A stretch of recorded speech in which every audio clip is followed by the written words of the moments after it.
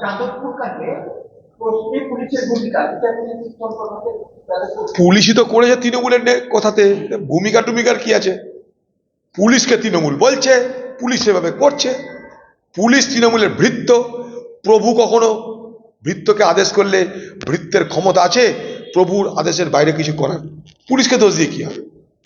Police করছে তার কারণ তার প্রভু বলেছে, ভৃত্যের প্রভুর নির্দেশে ভৃত্য কর্ম করছে।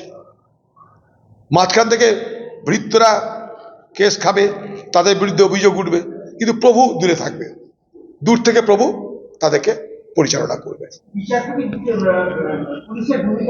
তো করবে তো বটেই।